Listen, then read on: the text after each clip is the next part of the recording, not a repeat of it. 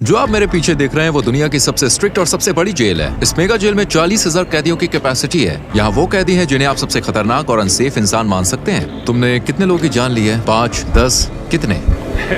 50 से ज्यादा। और सोशियोपैथ हैं ऐसे लोग जिनसे आप यहाँ मिलने वाले हैं। हम सबसे खतरनाक कैदियों को देखने जा रहे हैं। स्वागत है सी कॉट में, जो कैपेसिटी के हिसाब से दुनिया की सबसे बड़ी जेल है एल सल्वाडोर में। इसे सबसे खतरनाक क्रिमिनल्स को कैद करने के लिए बनाया गया है। जो यहाँ आते हैं वो जिंदा बाहर जाने की उम्मीद नहीं कर सकते। यहाँ से निकलने का कोई रास्ता नहीं है। तुम यहाँ से कैसे बाहर जाओगे? इस छोटे से देश जिसकी आबादी सिर्फ 60 लाख है, उसको इतनी बड़ी जेल क्यों चाहिए? वजह है खतरनाक गैंग्स। कभी पूरे देश पर राज करने वाले इन गैंग्स पर मार्च 2022 से कड़ी कार्रवाई शुरू हुई। राष्ट्रपति नायाब बुकेले के शासन में सिर्फ 16 महीनों में 70,000 से ज्यादा लोग को अरेस्ट किया गया। ये देश की एडल्ट पॉपुलेशन का करीब 2% है। बसों ने रात के अंधेरे में एक सख्ती से तैयार किए गए ऑपरेशन में हजारों गैंग के सदस्यों को जंजीरों में बांधकर सी कॉट पहुंचाया। एक के पीछे एक बैठाए, सिर झुकाए, वो एक ही भीड़ की तरह दिख रहे थे। हथियारबंद गार्ड से घिरे होने के कारण उनमें से किसी ने भी आदेशों का विरोध करने की हिम्मत नहीं करी। एक ही दिन में उनकी जिंदगी पूरी तरह से बदल गई। हम यहाँ के सबसे खतरनाक गैंग लीडर का इंटरव्यू भी करेंगे। 10 मिनट। 2022 में बनी ये जेल बहुत बड़ी है। ये जेल जो है ये करीब 410 एकड़ में फैली है दोस्तों। और आपको बता दें इसमें करीब 8 अलग अलग हिस्से हैं। हर 2 हिस्सों को 3 मीटर ऊंची दीवार और नुकीले तारों से घेरा गया है। ये पूरी जगह 9 मीटर ऊंची दीवार और 3 मीटर ऊंची बिजली की तारों वाली फेंस से घिरी हुई है, जिसमें 15,000 वोल्ट का करंट है। 19 वॉच टावर्स हर हरकत पर नजर रख रहे हैं ताकि कुछ भी छूट न जाए। यहाँ की पूरी डिजाइन सिर्फ भागने से नहीं रोकती, बल्कि भागने के ख्याल को ही मिटा देती है। प्रेसिडेंसी से परमिशन है। सोल्जर्स ने हमें रोक लिया। हमें उम्मीद है कि ये आखिरी चेक पॉइंट होगा। सी कॉट के आसपास के 2 किलोमीटर के दायरे में जैमर ने सारे सिग्नल्स ब्लॉक कर दिए हैं, जिससे कम्युनिकेशन बंद हो गया है। जेल की सुरक्षा के लिए 600 से ज्यादा सैनिक सिर्फ बाहरी सुरक्षा पर तैनात हैं। जेल में दाखिल होने से पहले हमें अपनी सारी चीजें यहीं छोड़नी होंगी। हम सिर्फ कैमरा और माइक्रोफोन साथ ले जाएंगे बस।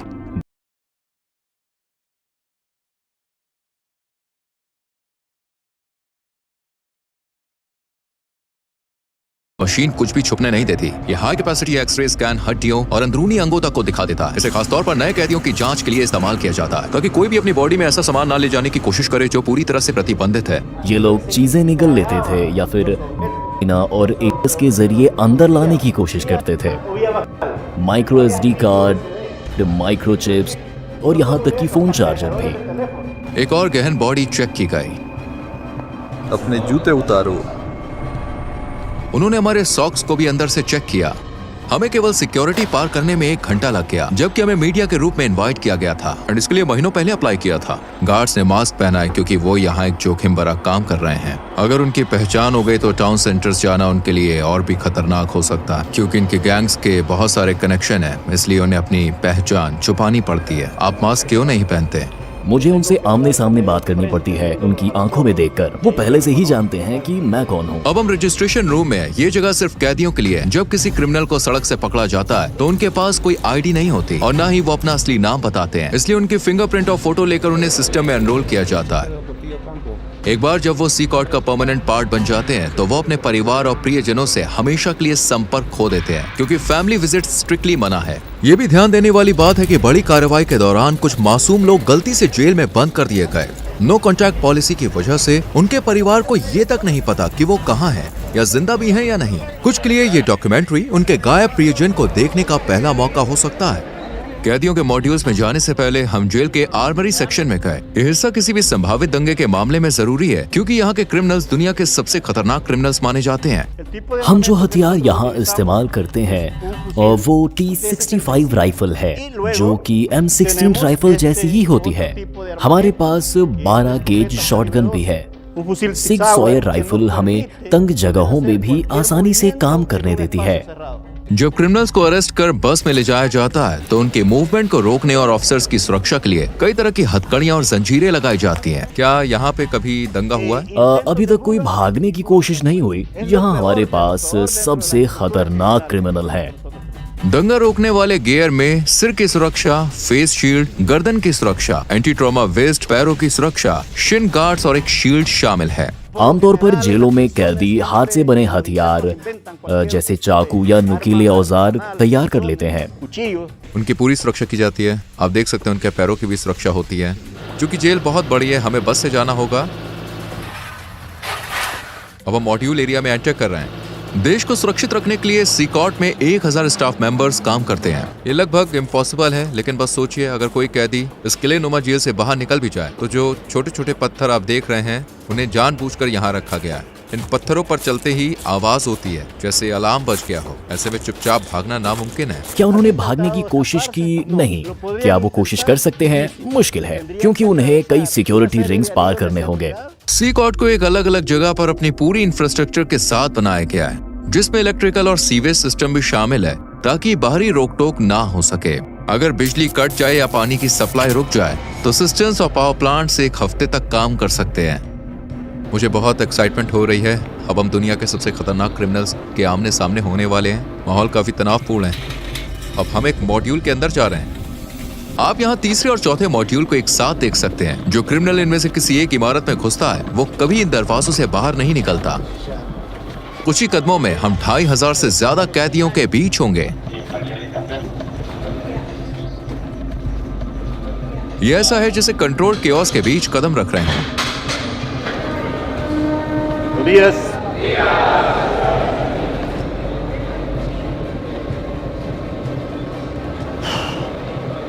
उनकी सारी नजरें मुझ पर हैं। वो मेरे हर कदम को देख रहे हैं। मैं उनकी आंखों से नजरें मिला रहा हूं।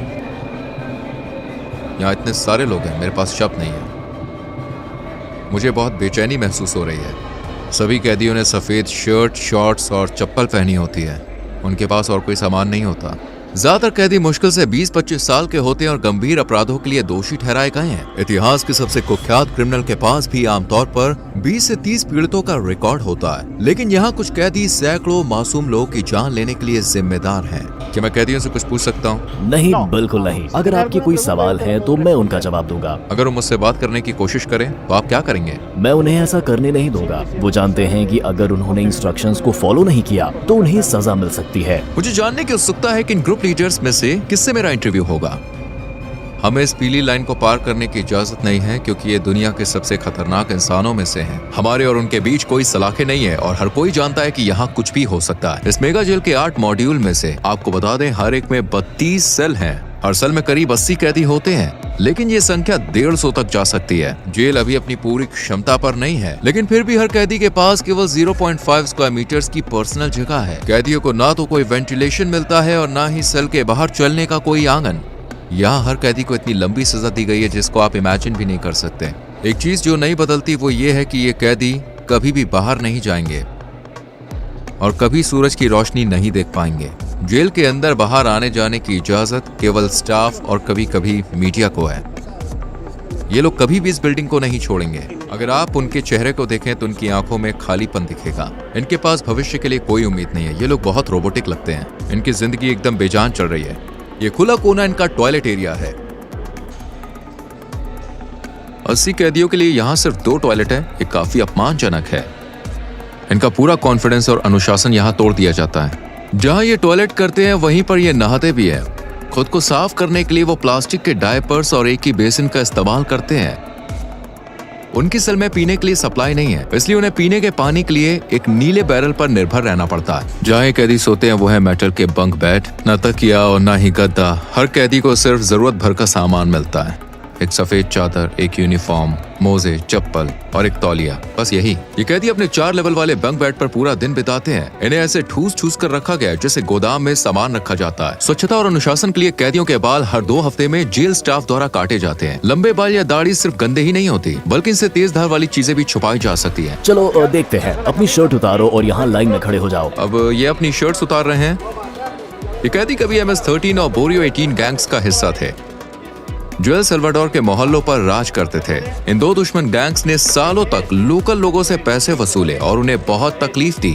यहाँ बारियो 18 और MS-13 दोनों गैंग्स एक ही सेल में हैं हाँ बिल्कुल, पूरा मॉड्यूल ऐसा ही है, सभी इसी तरह रहते हैं। बाहर अगर कोई दूसरे के इलाके में जाता है तो उसे बुरी तरह से मारा जाता है, लेकिन यहाँ वो आखिरी सांस तक एक साथ रहते हैं। ये एक दूसरे पर हमला किए बिना कैसे रहते हैं?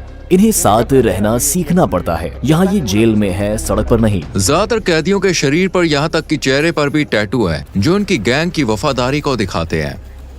MS-13 के लिए टैटू में आमतौर पर शुरुआती अक्षर या नंबर 13 होता है। दूसरे गैंग के मेंबर 18 या 666 जैसे निशान इस्तेमाल करते हैं जो 18 तक जोड़ते हैं और शैतान का प्रतीक माने जाते हैं, या रोमन नंबर्स का इस्तेमाल करते हैं। चेहरे पर गैंग टैटू होना इस बात का साफ संकेत है कि वो संगठन के सबसे बेरहम और बड़े मेंबर्स में से एक है। सड़क पर ऐसे व्यक्ति से टकराना मौत को सामने देखने जैसा है। मकड़ी के जाल का टैटू रिप्रेजेंट करता है कि व्यक्ति न्याय व्यवस्था के जाल में फंसा है और लंबी जेल की सजा काट रहा है। शैतान के सींग वाला टैटू अंधेरे का प्रतीक है जो इन लोगों के शैतान की पूजा करने को दर्शाता है। कुछ तो यहाँ तक दावा करते हैं कि उन्होंने अपने काम शैतान के आदेश पर किए हैं। आंसू की बूंद वाला ये टैटू दर्शाता है कि उस व्यक्ति ने किसी की जान ली है। अगर 3 आंसू हैं तो इसका मतलब है कि उन्होंने इतने लोगों की जान ली है कि उनको अब इस चीज की गिनती भी याद नहीं है। अभी हंसो बाद में रो वाक्य वाले जो मास्क हैं या फिर जो जोकर के टैटू हैं, वो ये संदेश देते हैं कि मुश्किलों में भी मजबूत रहो और परिणामों का सामना बाद में करो। क्या ये सभी लोग वाकई में इतने ज्यादा बुरे हैं? ये किसी और ही लेवल पर है। सबसे खतरनाक क्रिमिनल जो अपनी मानसिकता कभी नहीं बदलेंगे। अगर आप ऊपर की ओर देखें तो वहाँ एक कैटवॉक एरिया है। गार्ड्स लगातार इस ऊंची जगह से कैदियों पर नजर रखते हैं। अगर कुछ भी संदिग्ध होता है तो वो तुरंत कार्रवाई करते हैं। इसके अलावा कैमरों का एक बहुत बड़ा नेटवर्क हर कोने पर 24/7 नजर रखता है ताकि कुछ भी छूट न जाए। मॉड्यूल्स को दिन रात रोशनी से भर कर रखा जाता है। जब सूरज ढल जाता है तब भी लाइट्स हर वक्त जलती रहती है। कैदियों पर लगातार नजर रखी जाती है। मुझे लगता है ये यहाँ होने वाली सबसे मुश्किल चीजों में से एक है। जब वो सोने की कोशिश करते हैं तो अपनी आंखों को रोशनी से बचाने के लिए तौलिए से ढक लेते हैं। यहाँ पर एक पादरी बाइबल से कैदियों को देखे कुछ महत्वपूर्ण पाठ पढ़ा रहे हैं। वहीं दूसरी तरफ कुछ कैदी फिजिकल एक्सरसाइज कर रहे हैं। एक ट्रेनर भी मौजूद है। ये इकलौता समय है जब ये कैदी अपनी सेल से बाहर आते हैं। ये गतिविधियाँ हथियारबंद गार्ड्स की नजर में हफ्ते में कुल 1 घंटे के लिए होती है। इस तरह की एक्टिविटी प्रति सप्ताह टोटल 1 घंटे के लिए होती है। बाकी पूरा समय ये अपनी सेल में बंद रहते हैं। ये एक रोटेटिंग शेड्यूल है। जगह की कमी के कारण सभी कैदी एक ही दिन बाहर नहीं आ सकते। यदि कैदी सेल के बाहर होते हैं तो ऐसे में क्या कभी कोई बड़ा हंगामा हुआ है? अब तक कुछ नहीं हुआ। जब भी हमारा कैमरा किसी सेल पर फोकस करता है तो अक्सर हम किसी कैदी को चुपचाप कुछ शब्द बोलते हुए देखते हैं। जेल की सलाखों के पीछे भी गैंग के मेंबर बाहर ऑर्डर्स भेजने की कोशिश करते हैं। एक कैदी ऐसा ही कर रहा था। उसका मैसेज ब्लॉक करने के लिए सेंसर कर दिया। ये गैंग सभी भी काफी ताकत रखते हैं। अफवाह है कि ये मासूम लोगों को निशाना बनाकर बदला लेने का प्लान बना रहे हैं। इसके जवाब में अधिकारियों ने चेतावनी दी है कि वे कैदियों पर और सख्त कदम उठाएंगे। अगर उन्होंने ऐसा किया तो उन्हें जेल में खाना नहीं मिलेगा। मैं कसम खाता हूँ वो एक दाना चावल भी नहीं खाएंगे। फिर देखते हैं वो कितने दिन टिकते हैं। यहाँ कैदियों को दिन में 3 बार सुबह, दोपहर और रात का खाना मिलता है। नाश्ते में आम तौर पर चावल और बीन्स होते हैं और रात के खाने में भी यही होता है। दोपहर के खाने में सफेद चावल और पास्ता मिलता है। यहाँ कोई न्यूट्रिशन वाला खाना जैसे चिकन या मीट नहीं दिया जाता। ये है आज का लंच। चावल, पास्ता और 2 टॉर्टिला। क्या मेन्यू रोज बदलता है? नहीं। क्या हर दिन यही खाना होता है? हाँ, हमेशा यही। फ्रेशमेंट। ये एक मीठा पेय है। मैं इसे खुद चखने वाला हूँ। कैदियों को अपने हाथों से खाना खाना पड़ता है और खाने के बाद अपनी प्लेटें साफ करनी होती है। प्रोटीन की कमी वाली इस डाइट के कारण इनमें से कई को न्यूट्रिशन की कमी की समस्या हो सकती है। हम कैदियों के साथ इंटरव्यू शुरू करने से पहले आपको एक ऐसी जगह दिखाना चाहते हैं जो अब तक देखी गई जगहों से भी ज्यादा खौफनाक है। ये है आइसोलेशन सेल एरिया। जब कैदी कानून के मुताबिक कोई नियम तोड़ते हैं तो उन्हें इन आइसोलेशन सेल्स में भेजा जा सकता है। कानून मुझे इन्हें 15 दिनों तक यहाँ रखने की इजाजत देता है। इन सेल्स के दरवाजे पूरी तरह से बंद होते हैं। इस ग्रिड से मैं इन्हें देख सकता हूँ और पहचान सकता हूँ कि अंदर कौन है। यहीं पर हम इन्हें खाना देते हैं और दरवाजा खोलने से पहले हथकड़ी लगाने के लिए इस स्पेस का इस्तेमाल करते हैं। स्वागत है आइसोलेशन सेल में। अगर कोई कैदी मिसबिहेव करता है तो उसे यहीं भेजा जाता है। वो ये नहीं जानता कि कितना समय हो चुका है या उसे और कितनी देर तक यहाँ रहना होगा। दिनों या हफ्तों तक वो इस कंक्रीट के बिस्तर पर सोता है बिना बाहर निकले। वो बाहरी दुनिया से पूरी तरह कटे होते हैं, अकेले केवल अपने ख्यालों के साथ। पर पीने के लिए एक बेसिन है, यहीं से वो पानी लेते हैं और यहीं वे टॉयलेट करते हैं। पीने के पानी का बेसिन और टॉयलेट पास पास हैं। टॉयलेट हाल ही में इस्तेमाल किया गया है और गंदा दिखता है, जिससे लगता है कि सेल का हाल ही में इस्तेमाल हुआ है। उनके पास रोशनी के लिए इकलौता ये छोटा सा छेद है, जिससे मुश्किल से सूरज की रोशनी अंदर आती है। यही छेद ताजी हवा का भी इकलौता साधन है। आपके हिसाब से आइसोलेशन रूम की सबसे मुश्किल बात क्या है? अंदर आप अपने हाथ भी नहीं देख सकते। जब कोई कैदी आइसोलेशन में होता है तो जरूरी है उसके पास पढ़ने को हो जो उसका दिमाग शांत रख सके, लेकिन यहाँ कुछ भी नहीं मिलता। चाहे कोई क्रिमिनल कितना भी कठोर क्यों ना हो, अकेलापन उन्हें तोड़ देता है। ये हमारे यहाँ के क्रिमिनल्स के लिए जरूरी है जो कभी खुद को भगवान मानते थे। ये लोगों का जीना मरना तय करते थे। वे माफी मांग सकते हैं और शायद भगवान उन्हें माफ कर दे, लेकिन यहाँ न्याय होना चाहिए क्योंकि इतने सारे पीड़ितों के लिए वो यही डिजर्व करते हैं। अब हम साइको नाम से मशहूर कैदी का इंटरव्यू लेने जा रहे हैं। उसका 34 साल का क्रिमिनल रिकॉर्ड है और पिछले 25 साल से वो एक संगठन में बड़ी पोस्ट पर रहा है। 10 मिनट। इस कैदी के चारों ओर सुरक्षा सुनिश्चित करने के लिए 12 गार्ड्स भी काफी नहीं है। मास्क उतारो। तुम्हारा नाम क्या है? मेरा नाम मार्विन आर्नेस्टो है। तुम्हारी उम्र कितनी है? मैं 41 साल का हूँ। तुम 41 के नहीं लगते, तुम ज्यादा से ज्यादा 35 के लगते हो। ये अच्छी बात है कि तुमने कहा, क्योंकि मुझे तो बुरा महसूस होता है। क्या मैं तुम्हारे टैटू देख सकता हूँ? MS-13 तुमने इस क्राइम ऑर्गेनाइजेशन को कब ज्वाइन किया? 2004 में, लेकिन मैंने क्रिमिनल रिकॉर्ड 11 साल की उम्र से शुरू कर दी थी। तुमने पहली बार इस रास्ते पर कैसे कदम रखा? जब किसी के पास सिर्फ माँ होती है और माँ काम पर जाती है तो आप सड़क पर सहारा ढूंढते हो। आप किसी को ढूंढते हो जो आपकी मदद कर सके। मैंने सोचा और मेरी माँ गरीब है, मुझे जूते चाहिए, मुझे कपड़े चाहिए, और मैंने चोरी करना शुरू कर दिया। फिर मुझे एक पिता की तरह कोई चाहिए था क्योंकि मैं अपने पिता के साथ बड़ा नहीं हुआ, और मैंने गैंग ग्रुप ढूंढ लिया। मैंने एक हत्या की और एल सल्वाडोर आ गया अपनी जिंदगी बदलने की कोशिश करते हुए, लेकिन यहाँ और गैंग्स थी और मैंने वही करना शुरू कर दिया और मैं फिर पकड़ा गया। मैं हमेशा ऐसा इंसान रहा हूँ जो अपने मन में ठान ली गई चीजों को पूरा करना चाहता था, और मैंने वो सब कुछ किया जो मुझे करना था। लेकिन देखो, मैं यहाँ हूँ। शैतान अपने लोगों को ऐसे ही इनाम देता है। क्या सच है कि इस क्राइम ऑर्गेनाइजेशन में शामिल होने के लिए किसी की जान लेनी पड़ती है? हाँ, पहला शिकार शायद तुम्हारे किसी रिश्तेदार का ही होता है। मुझे सच में याद नहीं है कि कितने लोगों की जान ली थी, लेकिन हाँ, क्योंकि तुम्हें अपनी गैंग के लिए इलाका हासिल करना होता है। मैंने अपनी माँ, अपने पिता, अपने बेटे, सब कुछ यहाँ गैंग्स की वजह से खो दिया। मेरा मतलब है मैं USA में अपने परिवार के साथ एक बेहतर जिंदगी जी सकता था, लेकिन तुम जानते हो हमने गलत फैसले लिए। यही इसका नतीजा है। इसलिए मैं युवाओं से कहता हूँ, अरे स्कूल जाओ, अपने माँ और पिता की बात सुनो। वो जिंदगी मत जियो जो हम जी रहे हैं। इससे बाहर निकलने का कोई रास्ता नहीं है। तुमने कितने लोगों की जान ली है? 5 या 10? कितने? नहीं, अगर तुम जेल में मेरे बाद के समय की बात करो तो शायद 50 से ज्यादा। कभी कभी ऐसा करना पड़ता है। वक्त के साथ तुम इतने निर्दयी और पत्थर दिल कैसे बन गए? मैं सच में सवाल का जवाब नहीं दे सकता। सिकॉट में रहते हुए अपने परिवार को कभी ना देख पाने के बारे में तुम्हें कैसा लगता है? मुझे बहुत बुरा लगता है, क्योंकि मैंने अपने बेटे को आखिरी बार तब देखा था जब वो 5 साल का था, और अब वो 21 साल का है। मैं उसे देखना चाहता हूँ। मैं उसे कहना चाहता हूँ, सुनो, वो गलतियाँ मत करना जो तुम्हारे पिता ने की। एक बेहतर जिंदगी की तलाश करो। जिन लोगों को तुम्हारे कारण नुकसान हुआ वो भी अपने प्रियजनों को कभी नहीं देख पाएंगे, और तुम भी अपने परिवार को नहीं देख सकोगे। किसी को याद करने की भावनाओं से कैसे निपटते हो? मुझे बुरा लगता है। कभी कभी, जैसे मैंने बताया, मैं अपने बिस्तर पर लेटता हूँ और बहुत सी चीजों के बारे में सोचता हूँ। कभी कभी मैं रोता हूँ और कहता हूँ, तुम्हारे जिंदा रहने की प्रेरणा क्या है? एक दिन अपनी जिंदगी बदलना और भगवान को पाना। मैंने भगवान से कहा, मुझे माफ कर दो, मुझे माफ कर दो जो मैंने किया। ठीक है।